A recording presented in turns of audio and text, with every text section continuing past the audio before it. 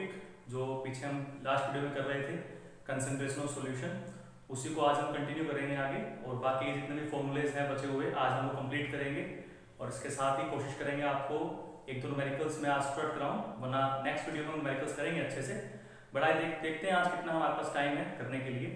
उससे पहले कल मैंने आपको एक होमवर्क दिया था लास्ट में, आई होप कि आपने किया होगा। नहीं किया है जिन बच्चों ने, उनके लिए मैं आज लेके आया हूँ उसका आंसर। बट आई होप कि मोस्टली बच्चों ने सोल्व कर लिया होगा। जिसको डाउट्स है वो क्लियर कर सकते हैं यहाँ पे। तो उसका सॉल्यूशन मैंने यहाँ पे पहले लिखा हुआ है, आप इसका स्क्रीनशॉट ले सकते हैं। तो फटाफट पहले इसका आप स्क्रीनशॉट ले लीजिए, उसके बाद मैं आपको इसको एक्सप्लेन करता हूँ कि ये कैसे आया है। बहुत ईजी है, ज़्यादा मुश्किल नहीं है, बट फिर भी एक बार आप इसको स्क्रीनशॉट ले सकते हो।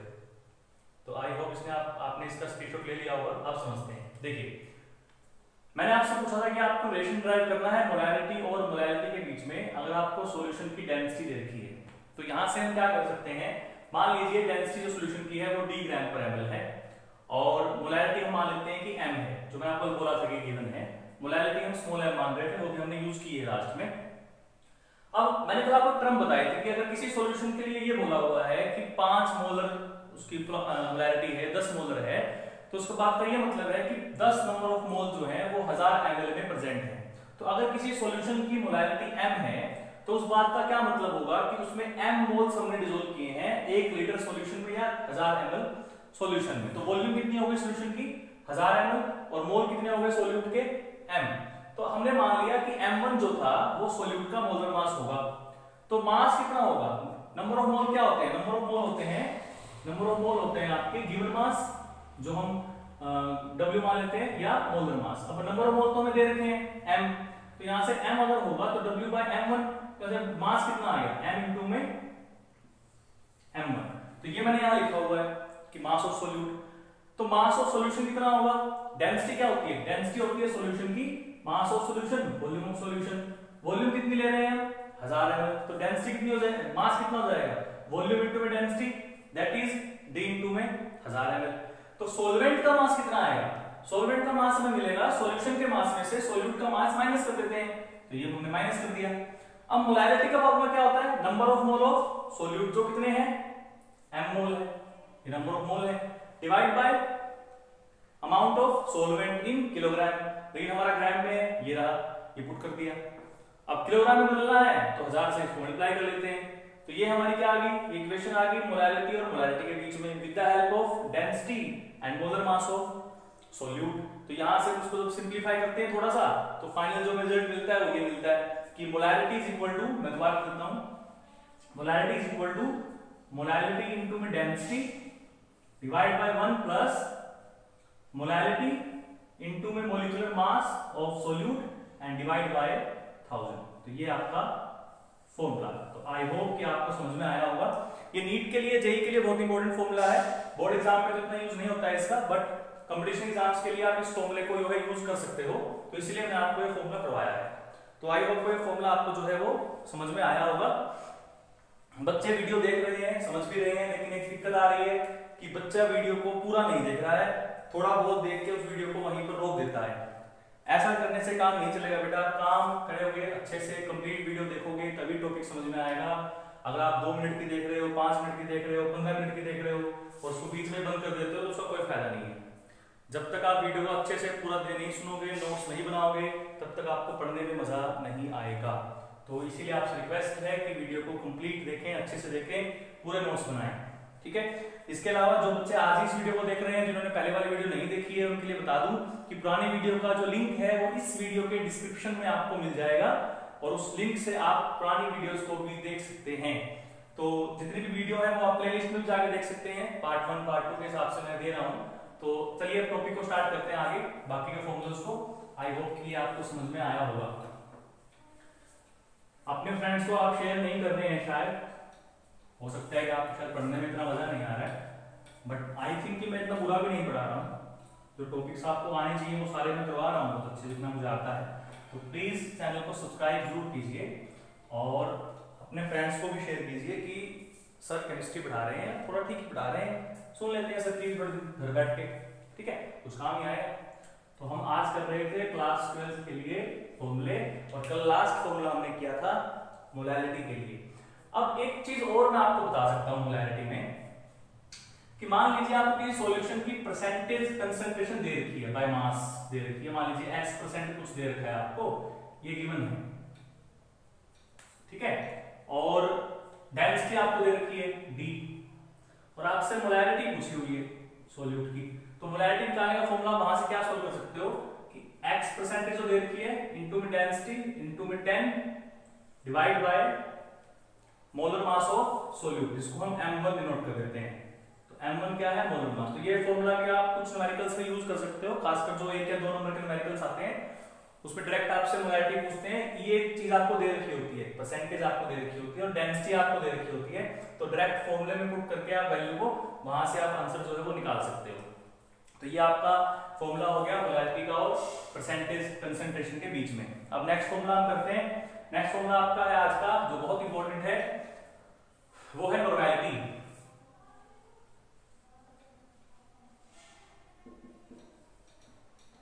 नॉर्मैलिटी का सिंबल होता है n, तो इसको हम n से डिनोट करेंगे। तो इसमें होता क्या है, बहुत आसान सा है कि नॉर्मैलिटी क्या होती है हमारी, नॉर्मैलिटी हमारी होती है number of gram equivalent of solute. ये बहुत नई टर्म आपके लिए, नंबर ऑफ ग्राम इक्विवेलेंट, इसके हम थ्योरी पे नहीं जा रहे हैं फिलहाल। डिवाइड बाय क्या करना है आपको, डिवाइड करना है आपको वॉल्यूम ऑफ सॉल्यूशन से, जो आपको लेनी होती है लीटर में। तो ये आपका फॉर्मूला हो गया number of gram equivalent divide by volume of solution in litre. अब बात हो गई सब नंबर ऑफ ग्राम इक्विवेलेंट क्या है, नंबर ऑफ मोल तो हमने सुना है, नंबर ऑफ ग्राम इक्विवेलेंट नहीं सुना है। तो नंबर ऑफ ग्राम इक्विवेलेंट कुछ नंबर ऑफ मोल जैसा ही होता है, लेकिन थोड़ा सा तरीका अलग होता है निकालने का। तो आज हम पहले नंबर ऑफ ग्राम इक्विवेलेंट को निकालने के फॉर्मूले जो है वो देखते हैं।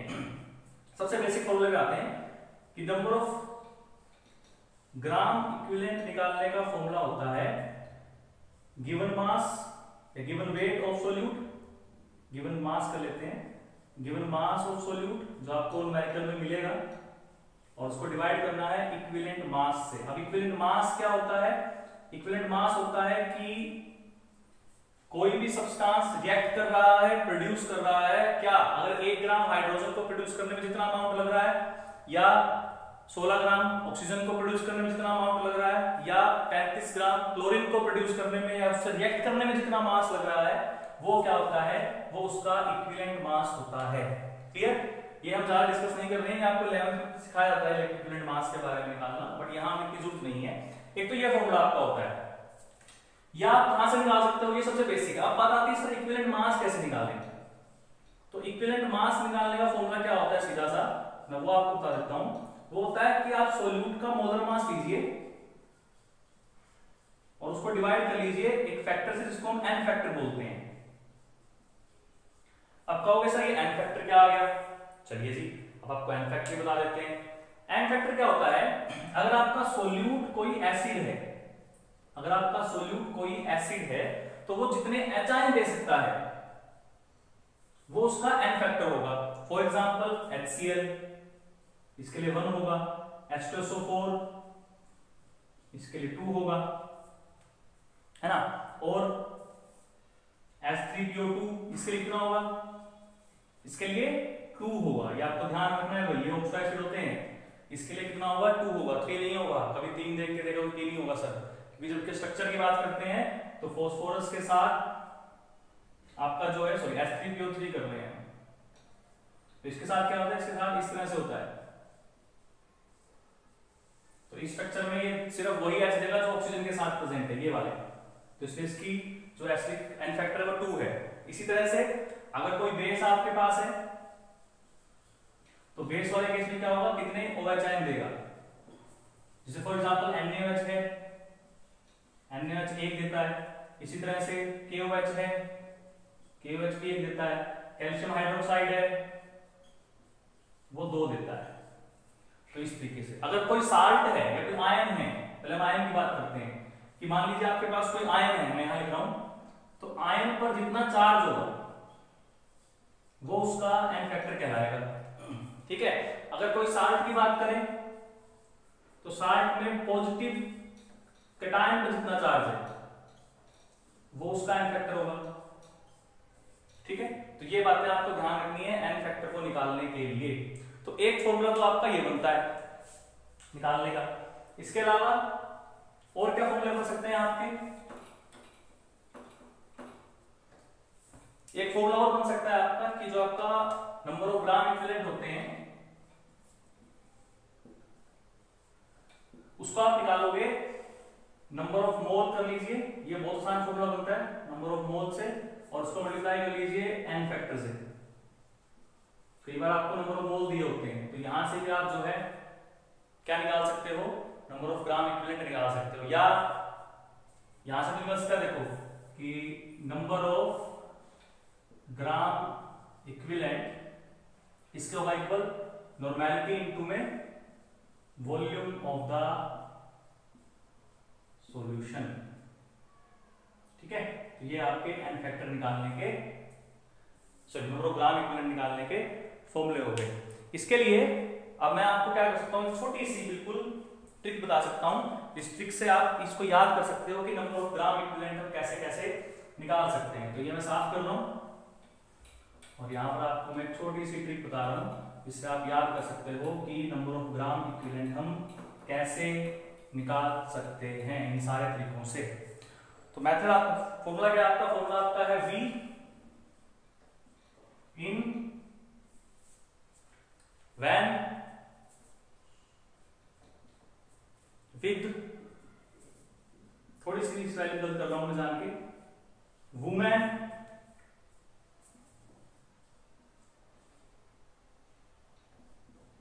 एंड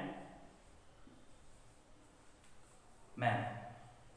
इस ट्रिक से आप जो है नंबर ऑफ ग्राम इक्विवेलेंट निकाल सकते हैं। कैसे, देखिए W का मतलब होता है क्या, गिवन वेट, और डिवाइड किससे करना है उसको, इक्विवेलेंट वेट से।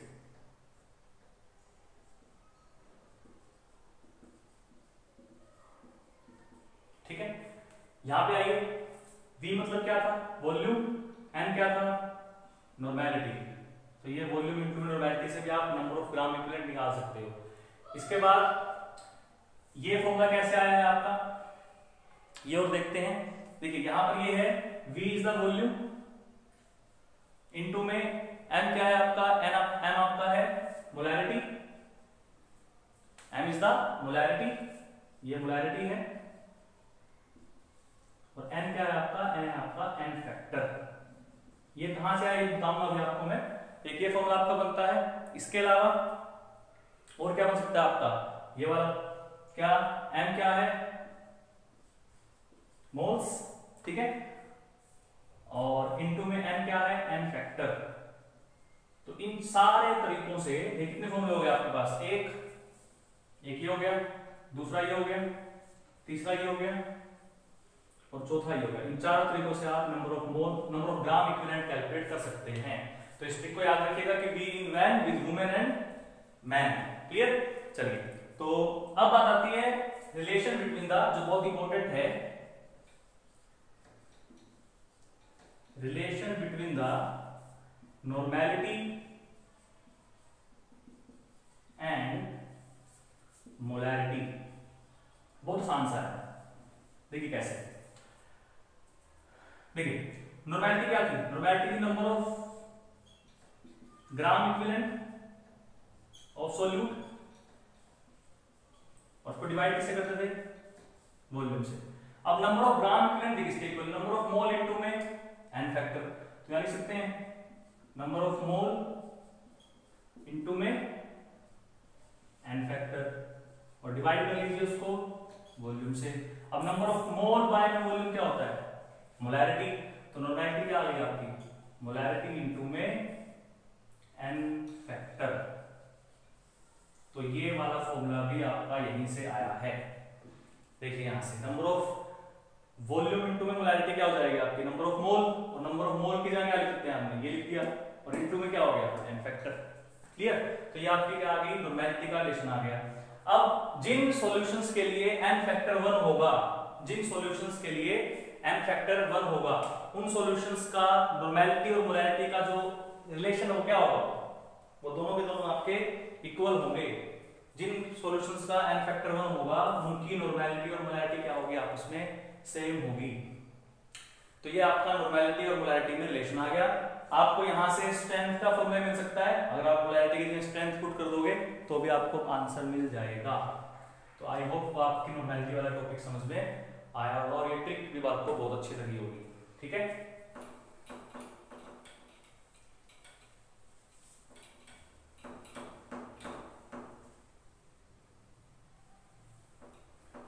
अब एक फॉर्मूला और होता है आपका जो आपको पता होता है, आसान सा फॉर्मूला है जो बहुत यूज होगा इस चैप्टर में हमारे, और उसको बोलते हैं मोल फ्रैक्शन। मोल फ्रैक्शन जिसको हम किससे डिनोट करते हैं, जिसको हम डिनोट करते हैं या तो x के साथ या चाय बोलते हैं। चाय का सिंबल कुछ ऐसे होता है, x की तरह ही होता है, तो इस तरह से बोलते हैं, बट मोस्टली आप x से यूज कर सकते हो, कोई दिक्कत नहीं है। अगर आपको सोल्यूट के मोल फ्रैक्शन निकालने हैं, फ्रैक्शन का मतलब होता है हिस्सा, भाई सॉल्यूशन बनाने में सोल्यूट के कितने नंबर ऑफ मोल यूज किए हैं और सॉल्वेंट के कितने नंबर ऑफ मोल यूज किए हैं, तो उसको मोल फ्रैक्शन बोल देते हैं। तो फॉर्मूला क्या होता है, मान लीजिए आप a को डिनोट कर रहे हो सोल्यूट से, a को डिनोट कर रहे हो सोल्यूट से, तो x से कितना हुआ, यहां से x से होगा आपका number of mole of a divide by number of mole of a divide by number of mole of b, where b is the number of mole of solvent. मैं दो ही कंपोनेंट ले रहा हूं, दो कोई जरूरी नहीं है, तीन भी हो सकते थे। अगर आपके सॉल्यूशन में तीन कंपोनेंट है तो तीन आ जाएंगे, चार है तो चार आ जाएंगे, पांच है तो पांच आ जाएंगे। ठीक है, इसी तरह से xb क्या लिख सकते हो आप, nb divide by na plus nb। तो ये आपका फॉर्मूला किसका हो गया, ये आपका फॉर्मूला हो गया xb के लिए, जहां पे xb क्या है, मोल फ्रैक्शन ऑफ सॉल्वेंट है। अगर हम दोनों को सम करें, आपको पता है कि सम ऑफ मोल फ्रैक्शन क्या होगा, ऑलवेज 1 होगा, ये भी आपको ध्यान रखना है फॉर्मूला। और क्या हो सकता है, अगर आप इन दोनों को डिवाइड कर दो तो xa बाय में xb which is equal to na by में nb, ये आपके काम आता है कंपटीशन एग्जाम्स के अंदर, जहां आपको कई बार मोलर रेशो दी होती है, तो अगर आपको मोलर रेशो दे रखी हो तो वहां से आप मोल फ्रैक्शन की रेशो भी निकाल सकते हो, और इससे आपका क्वेश्चन जो है वो बहुत ज्यादा इजी हो जाता है। क्लियर, तो ये आपका फॉर्मूला हो गया मोल फ्रैक्शन का। अब मोल फ्रैक्शन पढ़ने के बाद हम कर सकते हैं रिलेशन, किस किस के बीच में हम रिलेशन कर सकते हैं, मोल फ्रैक्शन और मोलैलिटी के बीच में।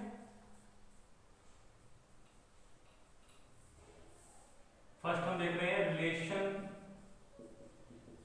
ये जो मैं रिलेशन बता रहा हूं ना आपको, ये रिलेशन आपके नीट और जेईई में बहुत काम आते हैं। कंपटीशन एग्जाम्स के अंदर इनके फॉर्मूले से आपके बहुत क्वेश्चन सॉल्व होते हैं, अगर आपको फटाफट क्वेश्चन सॉल्व करने होते हैं तो, और वहां पूछे भी जाते हैं क्वेश्चन इनसे आपके। तो relation between the molality and mole fraction, एक तो ये हमें ड्राइव करना है, छोटा सा ड्राइव क्या करना है, मैं डायरेक्ट फॉर्मूला बताऊंगा आपको, और दूसरा आपको करना है relation between molality and mole fraction. बच्चों को घर बैठे 4 महीने हो गए हैं और 4 महीने में वो स्कूल को पूरी तरह से भूल गए होंगे, तो आप में से बहुत से बच्चे स्कूल को शायद मिस कर रहे होंगे, और बहुत से बच्चों को शायद मजा आ गया होगा, ठीक है यार टेंशन मिटी, ना टीचर की क्या क्या सुननी, ना रोज सुबह जल्दी उठना, ना ना भागना दौड़ना, यूनिफॉर्म पहननी, ये करो वो करो, सब फ्री हो रहे हैं। तो जिन बच्चों को स्कूल याद आ रहा है वो भी कमेंट करें कि सर यस हम स्कूल को मिस कर रहे हैं, क्लासेस को मिस कर रहे हैं, और जो बच्चे एंजॉय कर रहे हैं कि नहीं सर ऐसे चलना चाहिए सारे साल, वो भी कमेंट करके जरूर बताएं।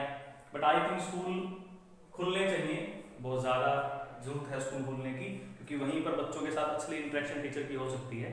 बट चलिए कोई नहीं, कोरोना खत्म होते ही स्कूल भी खुलेंगे आपके, तो मुझे जरूर बताइएगा कि किन बच्चों को स्कूल मिस करने में मजा आ रहा है और किन बच्चों को स्कूल ना मिस करने में मजा आ रहा है। ठीक है, तो अब रिलेशन की बात करते हैं। तो मोलैलिटी और मोल फ्रैक्शन में जो आपका रिलेशन होता है वो बहुत बहुत इजी सा होता है।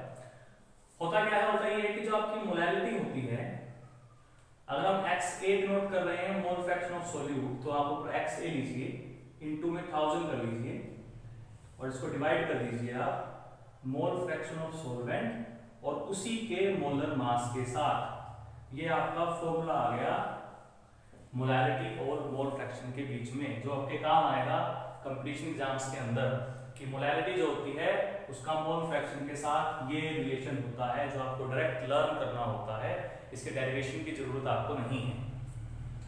फिर बात करते हैं मोलैरिटी और मोल फ्रैक्शन के रिलेशन के बीच में।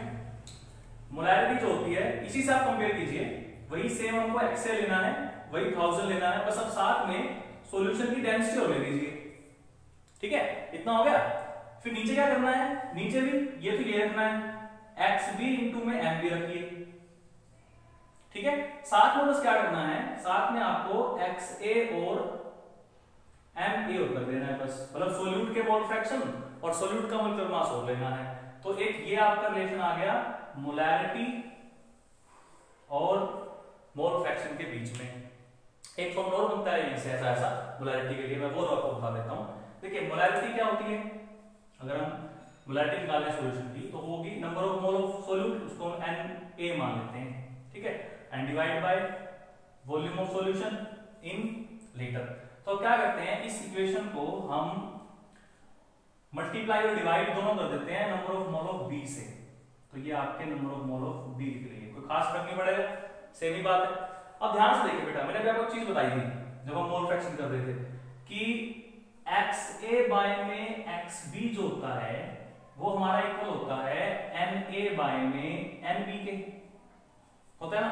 अब ध्यान से देखो, एन ए बाय में एन बी, तो ये किसके इक्वल हो गया हमारा, एक्स ए बाय में एक्स बी के। तो यहां से हमारा एक फॉर्मूला क्या बन गया, फॉर्मूला बन गया कि एक्स ए बाय में एक्स बी इनटू में वॉल्यूम और इनटू में नंबर ऑफ मोल किसके, सोल्यूट के, सोलवेंट के। तो ये आपका एक फॉर्मूला और आ गया मोलैरिटी और मोल फ्रैक्शन के बीच में। तो आप ये दोनों फॉर्मूले यूज कर सकते हो टू कैलकुलेट द मोलैरिटी और mole fraction of any solution. अब इसी में एक सॉल्यूशन, एक फॉर्मूला और रहता है बस लास्ट आपका, उसका यूज बहुत कम होता है, लेकिन फिर भी हम उसको कर लेते हैं। फॉर्मूला होता है स्ट्रेंथ निकालने का, सॉरी कंसंट्रेशन निकालने का पार्ट्स पर मिलियन, पीपीएम, पार्ट्स पर मिलियन। बहुत आसान सा फॉर्मूला होता है। फॉर्मूला क्या होता है आपका, फॉर्मूला होता है आपका mass of solute divide by mass of solution, वही है सेम कुछ कुछ परसेंटेज वाला ही, और साथ में आपको मल्टीप्लाई करनी है 10⁶ से। तो ये आपका पीपीएम निकालने का फॉर्मूला आ गया। क्लियर। अब इसके अलावा देखिए एक चीज और होती है, मान लीजिए कि आपके पास एक सॉल्यूशन है और आपको सॉल्यूशन की कंसंट्रेशन पता है, वॉल्यूम भी पता है कि भाई कोई 500 ml का सॉल्यूशन है और उस 500 ml सॉल्यूशन की मोलैरिटी जो है वो 3 मोल की है, 3 मोलर है। ठीक है, मैं कहता हूँ उस सॉल्यूशन को डाइल्यूट करो, तो आप क्या करोगे, उसमें थोड़ा सा सोलवेंट मिलाओगे। मैं कहता हूँ कि भाई उसकी मोलैरिटी 2 होनी चाहिए, 3 है 2 होनी चाहिए, तो उसके लिए आपको पता होना चाहिए इसमें कितना पानी मैं मिलाऊं या कितना सोलवेंट मैं ऐड करूं कि इसकी मोलैरिटी 3 से 2 पे आ जाए। तो ऐसी प्रॉब्लम को सोल्व करने के लिए हम कुछ इक्वेशंस पढ़ते हैं जिनको बोलते हैं डाइल्यूशन इक्वेशन, जो आपको हेल्प करती है किसी सॉल्यूशन की कंसंट्रेशन को चेंज करने में। खास बात ध्यान ये रखिएगा कि हम कंसंट्रेटेड सॉल्यूशन को डाइल्यूट कर सकते हैं, लेकिन किसी डाइल्यूट सॉल्यूशन को हम कंसंट्रेट नहीं कर सकते हैं with the adding of solute और सोलवेंट। ओके, तो ये बात ध्यान रखिएगा कि हम किसी कंसंट्रेटेड सॉल्यूशन को डाइल्यूट कर सकते हैं, डाइल्यूट को कंसंट्रेट नहीं कर सकते हैं। तो यहां से अगर मोलैरिटी की टर्म में सॉल्यूशन ले रहे हैं तो फॉर्मूला क्या बनेगा आपका, मोलैरिटी की टर्म में आपका फॉर्मूला बनेगा कि मान लीजिए आपके पास सॉल्यूशन है, उसकी मोलैरिटी आपको पता है m1 है और उसकी वॉल्यूम कितनी है, v1 है। फिर आप क्या कीजिए, उस सॉल्यूशन, नया सॉल्यूशन जो है उसकी मोलैरिटी आपको पता है इतना निकालना है, लेकिन वॉल्यूम नहीं पता है, तो v2 निकाल दिया आपने। ठीक है, अब मान लीजिए 500 ml सॉल्यूशन था और उसकी वॉल्यूम आपकी है 700 ml, तो इतनी वॉल्यूम होनी चाहिए। 500 तो मेरे पास पहले से है, टोटल कितनी होनी चाहिए, 700 होनी चाहिए। तो कितना अमाउंट पानी ऐड करना पड़ेगा, v2 माइनस v1, ये तो आएगा अमाउंट जो हम ऐड करेंगे, अमाउंट ऑफ सोलवेंट जो हमने क्या करना है, ऐड करना है, तो वो हमारे पास यहां से वैल्यू आ जाएगी। क्लियर हो गया। तो इस इक्वेशन को बोलते हैं मोलैरिटी इक्वेशन।